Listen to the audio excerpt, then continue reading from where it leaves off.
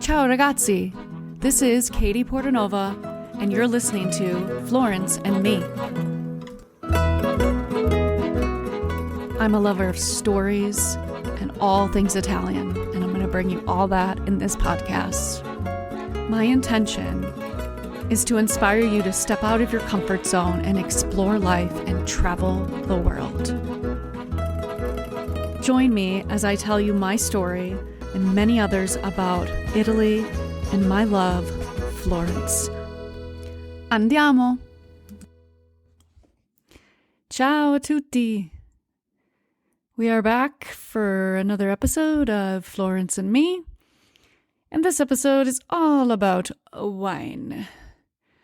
I've been asked to do more podcast episodes on wine and on different regions, different cities in Italy, mostly Tuscany, and I am here for it. I'm here for you. So I'm going to first talk about my wine tasting event, virtual wine tasting event with Monteferralle, the vineyard I talked to you about a few weeks ago. My friend Lorenzo is set up this event for my personal clients and anyone out there listening in podcast land if they would like to join us for an event. This event consists of 3 wines, and they will be shipped to your home. We will meet on Zoom on May 15th at 11:30 Central Standard Time, and if you're in any other part of the States, just look up what time that is for you. It's $159 per device, so it's kind of a steal if you want to meet up with some friends and gather around the laptop, iPad device and view Monteferralle from Zoom if you don't feel like traveling this year, right? With what's going on in Europe right now, which I'll talk about in a second. This could be an option for you to feel like you're in Italy, to feel like you're in at a wine tasting in Chianti. So the day, the event will be an hour and a half. We will have a guided tour of the vineyard and of the cellar and of the fermenting, of everything that Lorenzo has to offer to us via Zoom, via video camera. He also has, if it's a nice day, he's going to use his drone and we can look at all the beautiful vines of Monteferralle. And I really can't wait. I have a few people signed up, so more the merrier. $159. There is a link. There will be a link in the notes of this episode for you to sign up. And it's just an easy process of upon payment, I'll send you an email to get your address. And then within a week of the event, I will send you an email with 3 recipes that will pair with each wine. So exciting, right? So I want to briefly talk about what's going on in Ukraine. Now, I've had some people ask, since I'm very comfortable in Italy and I have friends there, I don't know exactly how everyone is feeling, but from what my mother-in-law has told me, it's sad, it's horrible, it's uncalled for, it's something I don't believe in, I think it's ridiculous, but Italy is quite far from Ukraine. Just want to clear that up. If anyone is thinking about traveling to Italy this summer, it's not that close to Italy. I'm hoping that this whole thing will end in a few weeks or in a few days. Let's say a few days. But those of you that maybe are a little nervous about traveling to Europe this year, keep in mind that Italy is not that close. Italy is just as outraged as the rest of Europe, is what's going on. They are not allies with Russia, as some people might think, because they have business with Russia, but it's not true. I personally feel safer in Italy than I do here in the States, so I don't know what that says, but it's because it's my home. So maybe that's why. But I'm sending love and light, love and hugs and everything to the people of Ukraine fighting strong, resisting a horrible, horrible government, horrible person, horrible monster, and keep on doing what you're doing and standing up for what you believe and guarding what is yours, what is your land. If you're wanting to donate to the effort, the crisis in Ukraine, I'm going to look up right now. I forgot the name of the organization I found, but you could also go to my friend Chelsea's website, Sketchy Notions, and buy a sunflower sticker, which is the national flower of Ukraine, and she's donated proceeds to that to the effort. The organization, Direct Relief, that's what it's called, directrelief.org, and you can search, when you get to the main page, you search for the Ukraine crisis, and you can donate directly there. So I implore you to do that if you're able, even if it's $5, $1, whatever you can give. It's much appreciative to the people of Ukraine. So yeah, thank you for that. And let's pray and hope that this all ends, especially for the people of Ukraine. And we are with you. Love to all of you. Stay safe. I wish you all the luck to get out of this as soon as possible. Anyway, okay, so I've done that. That's what I wanted to say first and foremost as well. So let's move on to wine, right? I talked about wine at first, my wine tasting event. Now let's talk about some vineyards that I had visited recently. I talked about this vineyard back in September or after September, probably October, when I got back from Chelsea's retreat from Chelsea. And we were lucky enough to visit this vineyard with the days that we were in Monteferralle and Greve, and I can't speak any more amazingly about this vineyard and the people that run it, the family that runs it. This vineyard is called Altiero. Altiero is in Greve. It's a little bit down the road, probably about like 10 minutes down the road from Monteferralle, from the town and from the vineyard, because the vineyard's right next to the city of the Borgo. And this vineyard is run by Paolo Baldini's family.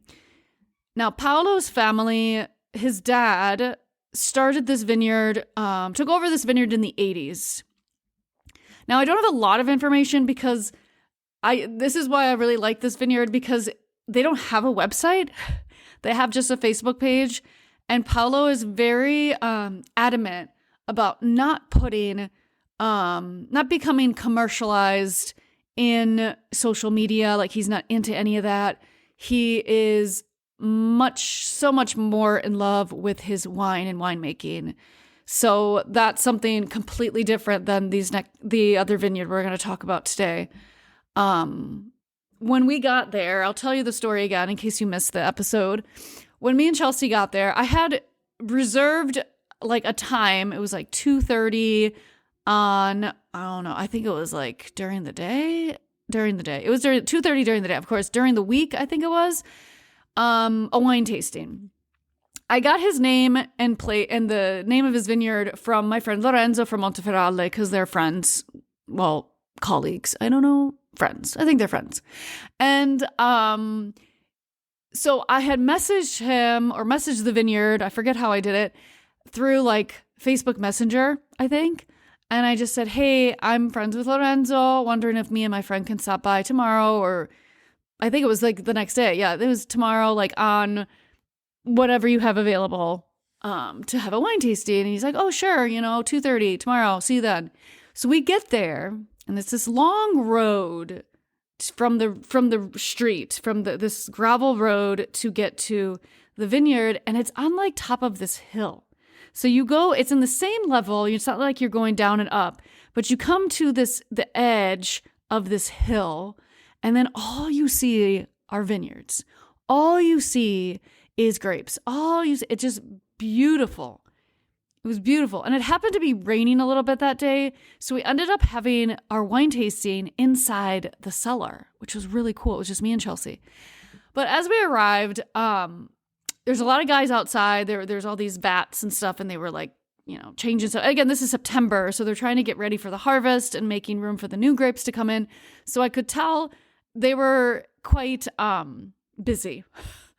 But I walked up and I said, "Hi, I'm Kate. I'm friends with Lorenzo. I'm looking for Paolo." And Paolo was on top of the ladder pouring stuff into this vat. And he's like, "Oh, yes. Just wait. I will take you in." And so he sat us down, and he, in the middle of doing everything he had to do for his wine and bringing in the grapes and then changing, smashing the grapes with this huge machine. And like, he stopped every so often, came over and explained the wine to us. Me and Chelsea sat there. They brought us food. We sat there for like 2.5 hours, which is not a normal wine tasting. Okay. Usually a wine tasting, probably maybe an hour and a half, maybe a little less, depending on how many wines you want to taste. But because we had so many questions and I really wanted to talk, like I could just feel his passion and I could feel his want to explain his wine and give his wine justice, because he's been working so hard at making his wine the way he wants to make it. And it's delicious, by the by. Like, I enjoyed it. While Chelsea and I were sitting there, Chelsea was sketching and doing her beautiful sketching as she does. There were cats walking around and stuff. So like, it was just fun. We sat there and we just really had a great time, and we didn't feel like we were in the way. We felt like we were being heard. We were being heard. We were listening to what he had to say. He gave us all this. He let us like look in on the process. "Oh, come over here. Here, I'll show you. This machine pushes the grapes down and it comes out. Oh, and then there's just all these really cool things. I mean, I cannot say enough about this place. I know where we had our wine tasting was inside the cellar. But they actually have a terrace above where we were. But he was just nice enough to like give us like a firsthand look, and he gave us like a really great tour. And the fact that he had all these names and dates and how they make it like off the top of his head. I mean, it's in his blood, this man. Like, he is great. And we ended up then when the rain passed and the clouds parted and we had this beautiful sun was coming through the clouds. We walked up towards the where they usually have the wine tastings. There's these tables out on the terrace, and we met his wife, Samuela. Samuela was so sweet and so amazing, and she invited us back, and she's like, "Oh my gosh, please come back. Even if you don't bring people, like just come back, because we really liked having you, and thanks for coming." And they're so grateful. And I know there's more to the story, but I don't have it all yet. But I just want to put that out there. Altiero Winery is in Greve. So look it up. I'll spell it for you. Altiero. Altiero. You can't find, like I said, there is no website. It still says website in construction, like they're working on it. But they do have a Facebook page. And the picture on the Facebook page is Paolo himself, Paolo Baldini. And I still can't stress it enough. I really cannot wait to go back and take people, or just go by myself and my husband. I don't know. They're just amazing people. Amazing wines. They make Sangiovese, they make Vinsanto, they make oil, sky's the limit for these guys. Like, but they are so, so passionate. I don't think I've met anyone so passionate about their mission in life. So the other story I said, I've told this story before, but I'll say it again. Paolo, this is what made me realize how special this vineyard is and how special he is. He was telling us about when they were gone in August for not even a week to the seaside. And he said he did not have a good time. And I'm like, why? Why didn't you have a good time? And he's like, because when I'm away from my vines, my heart hurts.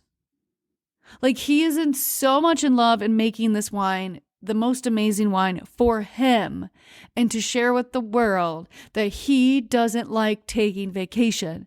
Imagine going to a place, imagine having a job that you love so much that going to the seaside in Italy, where you're from, is not enough. You'd rather be amongst the vines. That's how amazing this place is. So yeah, Altiero, I love you. I can't wait to go back. On the list, people. If you're looking for a vineyard in Chianti this summer, visit it. Visit it. The ones that aren't commercialized, and again, not putting down the ones that are commercialized that are big, like Antignori or anything in Bolgheri or Montalcino, anything Montalcino. No, those are they're just as good. But these hidden gems, these vineyards that nobody really knows about, they know about it, but they don't really. It's special. And you got to see the place. You got to hear them talk. You got to feel the energy that's in those vines and in the vineyard and in the air. And it's a beautiful, beautiful, it's beautiful there. I know, it's Chianti. You're like, Katie, come on. Everywhere in Chianti, everywhere in Tuscany is beautiful. It's beautiful because you know the story now. And you hear the words coming out of their mouth, like how excited they are about this wine and how excited they are to share it with people. I mean, those are the types of places people should visit. Not just like, oh, okay, here's my wine, blah, blah, blah, 20 euro, blah, blah, blah. No. Like, these are the places you should visit. Punto basta, okay? Altiero on the list. Check it off when you go there. And tell him Katie sent you. Katie Portanova sent you. Yes, he probably doesn't remember my name. It's okay. But met him once. But still, I persuade you to go, please. Love it. Okay. Switching gears. Villa Calcinaia. Villa Calcinaia is also in Greve. It is a villa. It is enormous. Chelsea and I visited this one too in September. And this is owned by the Capponi family. And Sebastiano Capponi is a distant relative of the original owners. Honest to God, guys, this was bought for this family in 1524. 800 years of wine being made. Isn't that incredible? They have so many different types of wine. I can't even list them all. We had the most amazing wine tasting there, and I forgot the name of the guy that gave us the wine tour. He is not related to the family. I made sure of that. I always ask him, like, are you part of the family? Like, do you own this beautiful house? Like, no, he didn't. But he was very knowledgeable. He had a lot of good facts. Of course, I don't remember all of them. But I do remember how the story goes. When the great what's the word? Flood. Thank you to myself. 1966 flood in Florence happened. It did affect parts of Greve because the Greve River is near this villa, Calcinaia. So from what I remember of our talk, of our tour, they lost a lot of vines because of that flood. And again, I looked this up. It doesn't say anything about this in the history of the Calcinaia, but this is what my tour guide said. So they of course rallied and they were able to make things grow back, and they went organic in 2000. And in 2014, I think it was, they were able to be, in the legal bureaucratic point of view, the 2014 vintage was their first official certified organic wine. So they became certified as organic in 2011, but they didn't get an actual official certified organic until 2014. But you know what? Who cares? Their wine was amazing as well. So yes, organic wine. The family is a Florentine family, Capponi.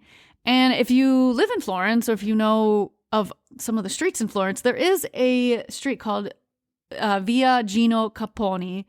And I'm guessing that's related to them because they were a very rich family before the Medici took over. So yes, if I have a street named after me, I pretty well damn sure better have a vineyard somewhere, right?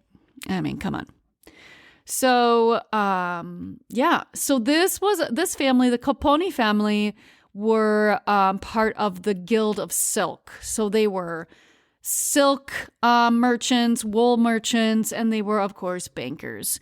They had banks all over Europe, in Barcelona, in London, in Lyon, Florence, Rome. Like they were big wigs.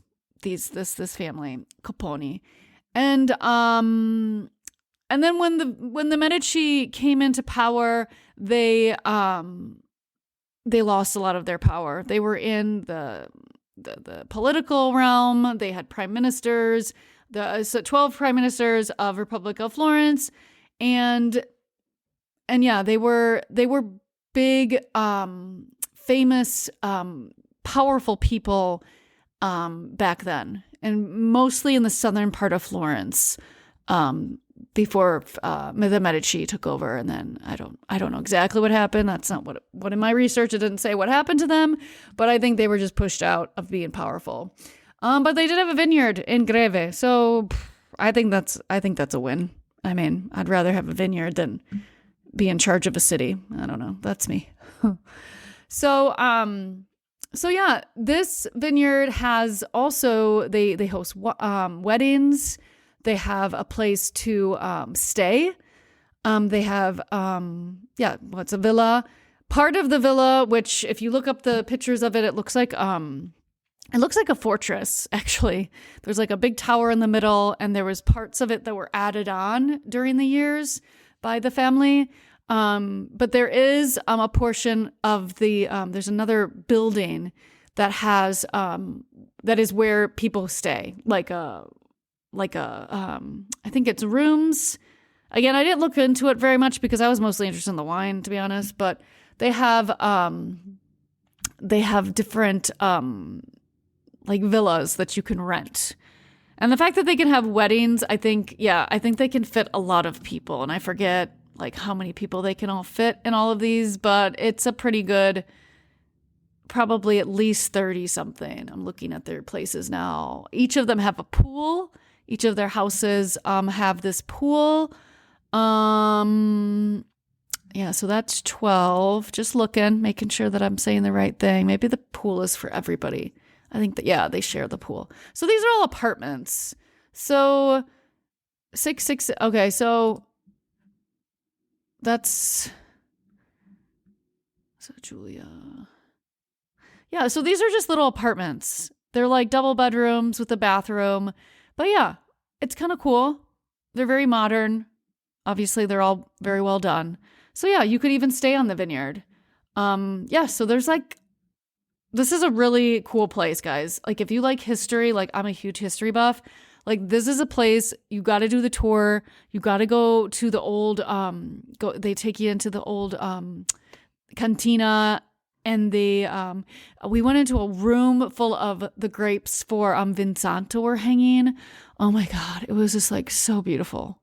So beautiful. I mean, I can't stress it. It's so beautiful. I would really like to meet Sebastiano Capponi one day. So if he ever listens to this, I'm going to tag him in this. I'm just curious. I just like to meet him. The videos and interviews I've seen him in, he sounds really down to earth. But just really curious, to meet him. But yeah, I mean, if you look also on their website, they have a lot of different plots of land that hold different types of grapes. So their grapes range from the Sangiovese, my favorite, Canoiolo, Mamolo, if I said that right, Occhio Rosso, Merlot, Grechetto, Malvesa, Blanca, Trebbiano, e Chenin Blanc. I'm guessing that's French. They have over 20 different types of wines. 20. They also make their own goat cheese, honey, olive oil. It's a really great place to go, guys. And I just love going into the cantina because it's so cool.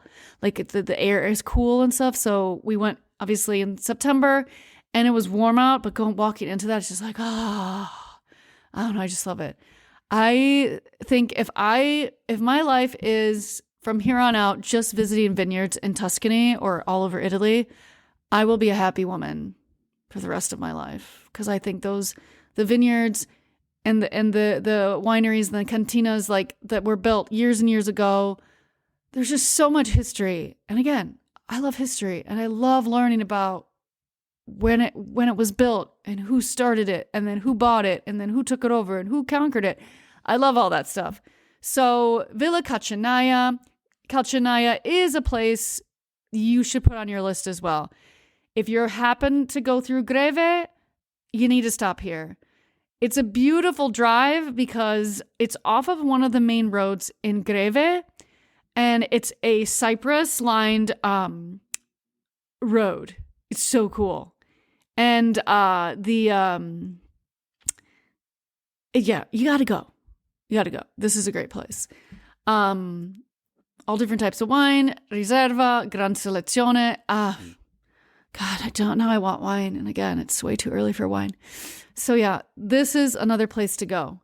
This is all right now I'm going to give to you today. I hope you enjoyed it. I hope you visit these places this summer or in the coming summers. September is a great time to visit vineyards. Why? It's because they are harvesting the grapes. So it's a really cool, some vineyards let you help them pick the grapes. So that's also something you can look into if you're heading towards a vineyard and if they need help. Most of the times they don't, but sometimes they do. So that's also something fun to do, picking grapes. What else? Oh, and if you are a wine lover, this happens every year in May. Cantina Aperta. Cantina Aperta is I think it's 2 weekends. I'm going to look up what the date is right now. Cantina Aperta is 2022. Let's be specific. Let's see. So it was started in 1993, and there's nearly 100 wineries that participate in it. Guys, if you are in Tuscany in May, and I'm going to tell you the dates in a second, pulling it up right now. I want to make sure it's the right. This is not the right one. Let's see. Well, I guess there's Cantina Aperta. Oh, May, June, September, and October. Okay. So you would have to just check. So the final weekend of May. So this year, the final weekend of May, let's see if I can find it, is the 28th and 29th of May. If you are happening to be in Tuscany, that is Cantina Aperta. What is it? They open their doors. You don't have to pay anything, and you taste wine. And a lot of them have snacks, so of course you're not driving drunk down through, those Tuscan hills. They have a weekend in June as well, which I'm not sure which weekend that is. In September and October. So I think it just depends on, I'm going to look at this website and see if it tells me, because I did not know that. Now, I wonder if we can go to one when I'm there in September, because I'm doing a retreat in September. I think I told you guys that. I believe I have 4 people, but I have yet to get confirmation yet. But yeah, let's see. Let's see the dates. Cantina. If you put in Cantina Aperta, aperto, I can't remember, Aperta. Oh my gosh, look at all these events. Oh my God. This is amazing.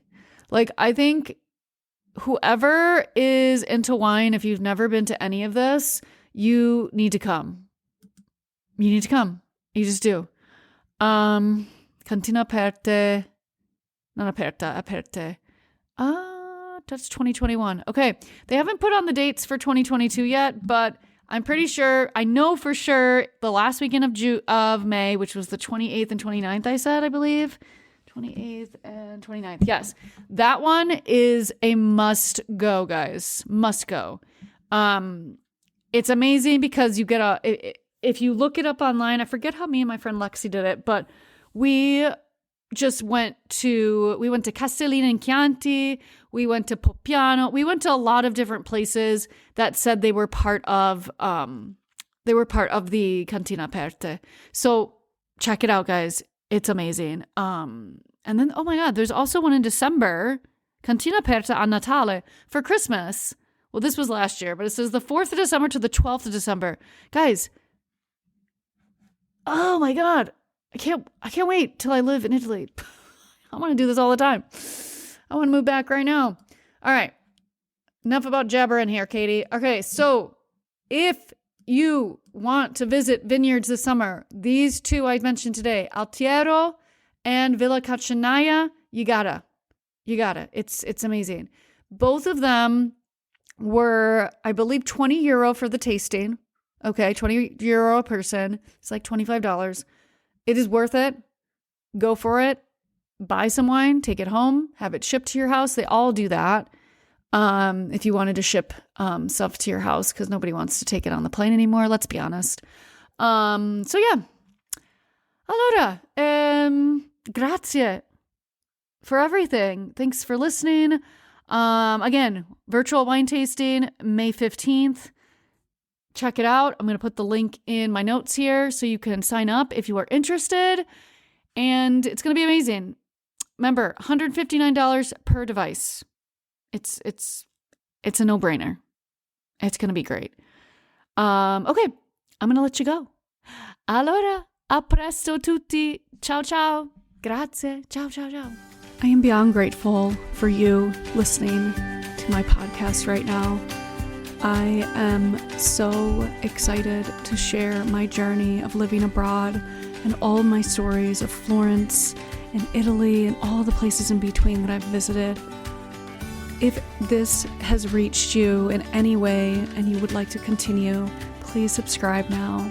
Also, go check out my website, trulyitaly.tours, for all my travel experiences. Ci si vede. Ciao.